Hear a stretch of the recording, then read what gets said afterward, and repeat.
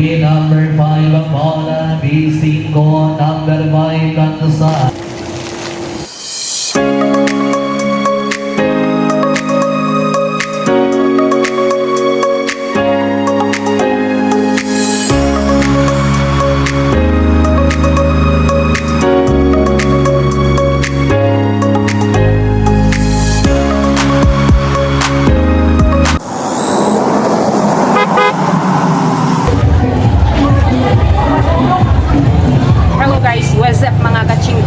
Maupay na gabi sa ating lahat. Ayun guys, andito po ako ngayon sa Catbalogan, Samar. Biruin nyo guys, ang layo ng narating ko. Dahil itong Catbalogan guys ay magpapatron. Yung ibig sabihin magpifiesta ngayong Sabado sa 24 po.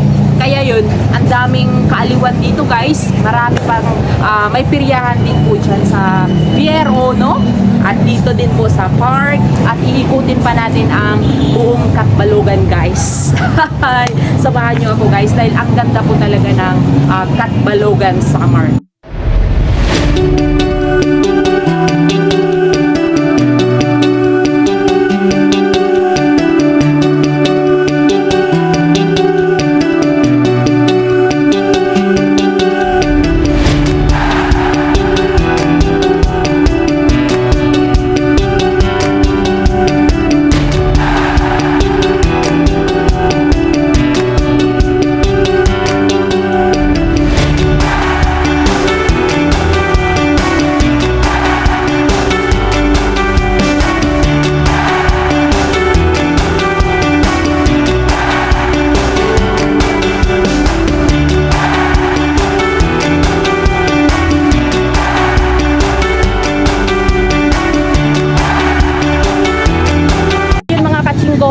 Itong nasa likuran ko guys ay sila yung magpe-perform, sila po yung Manaragat Festival.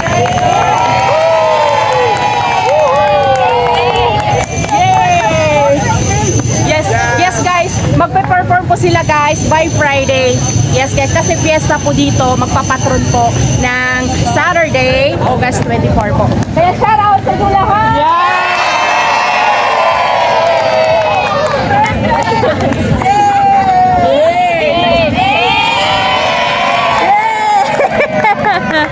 Shout out sa Catbalag. Shout out and Guys, tatanungin ko sila kung sino yung in love magsasalita na sa harapan.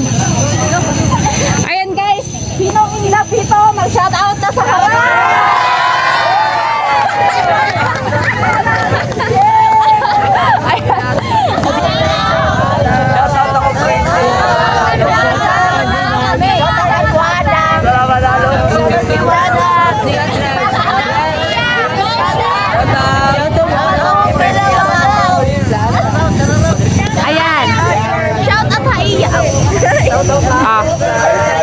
Hello guys. O diba, ang gaganda ng taga Samar. Ang pugi. Yay! Oh. Ayan.